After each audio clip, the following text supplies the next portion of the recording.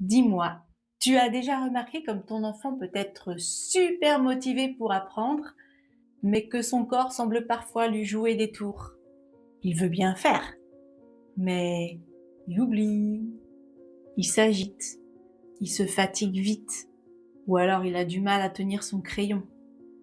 Et si la clé pour bien comprendre n'était pas dans sa tête, mais dans son corps? Aujourd'hui, je t'invite à découvrir quelque chose de fascinant. Les réflexes archaïques. Un réflexe archaïque, c'est une réaction motrice programmée dans notre cerveau dès la naissance en réponse à un stimulus sensoriel.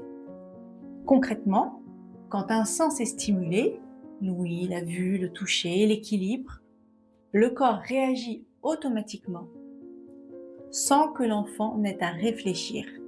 Et ce qui est fascinant, c'est que chaque être humain a la même réponse motrice. Face à une même stimulation, nous effectuons tous le même mouvement, de manière involontaire. Par exemple, si tu chatouilles la paume d'un nouveau-né, il ferme le poing. Si sa tête part brusquement en arrière, il écarte les bras. Si un objet attire son regard sur le côté, son bras du même côté se tend.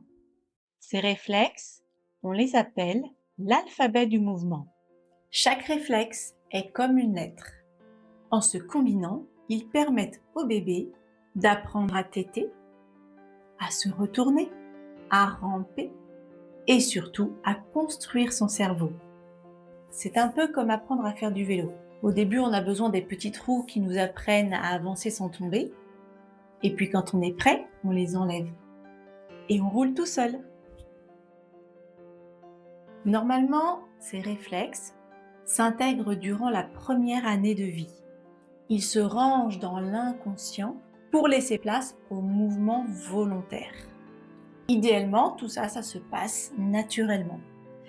Mais la vie n'est pas un long fleuve tranquille.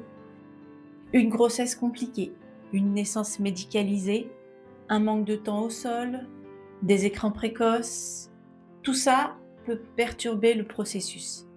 Et là, je veux que tu comprennes bien ceci. Tu n'es pas responsable. Ce n'est pas de ta faute. Tu as fait du mieux que tu pouvais avec ce que tu savais. Alors que se passe-t-il quand un réflexe archaïque reste actif au-delà de la première année? Eh bien, il continue d'envoyer des signaux automatiques. Mais ces signaux ne sont plus adaptés à l'âge de ton enfant. C'est comme si son système nerveux utilisait encore un logiciel de nouveau-né pour gérer des tâches d'écolier. Et ça se voit au quotidien dans 3 domaines. La sphère corporelle. Il n'arrive pas à tenir assis sans bouger, il serre tellement fort son crayon qu'il casse la mine. Et tout ça, c'est pas de l'opposition, c'est son corps qui lui demande de bouger à cause d'un réflexe encore actif. La deuxième sphère, c'est la sphère cognitive, qui concerne les apprentissages. Il oublie du jour au lendemain ce qu'il a appris, il a du mal à se concentrer. Là encore, ce n'est pas un manque d'intelligence, c'est un système nerveux qui doit gérer l'apprentissage et des réflexes qui tirent son attention ailleurs. La troisième sphère, c'est la sphère émotionnelle. Ton enfant doute tout le temps de lui, il a peur de se tromper. Les réflexes ont aussi un impact sur la gestion du stress et la confiance en soi. Ce que je voudrais que tu retiennes, c'est ça. Quand un réflexe n'est pas intégré, ce n'est pas un manque de volonté.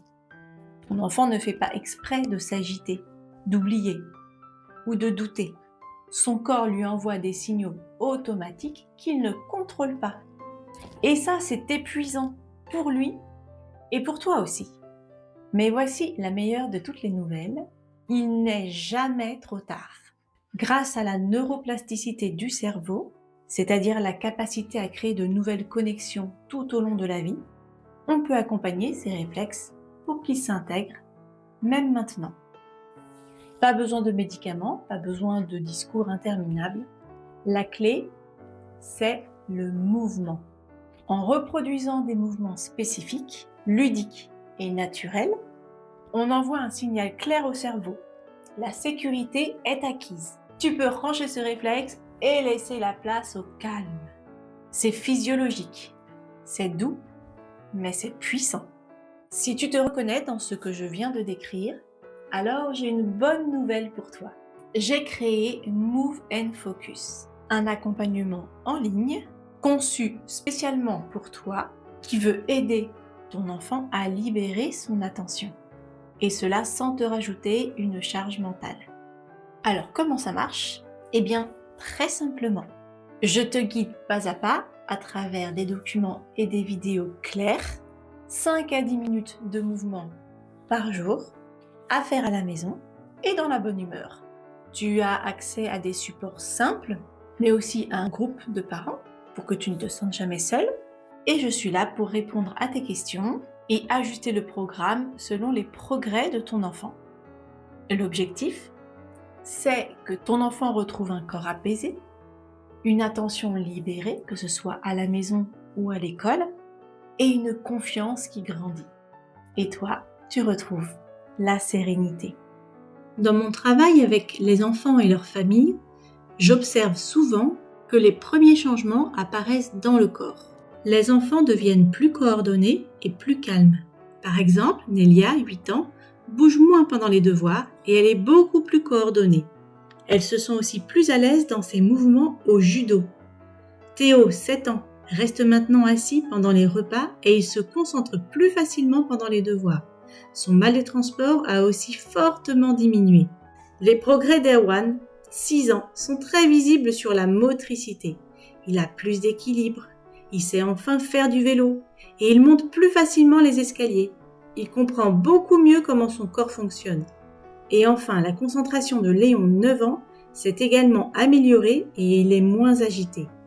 Parce que chaque enfant mérite de se sentir bien dans son corps pour réussir dans sa tête. Si tu veux en savoir plus sur les différents niveaux d'accompagnement de Move and Focus et voir comment aider ton enfant à intégrer ses réflexes archaïques, clique sur le bouton juste en dessous. J'ai hâte de t'accueillir dans l'aventure.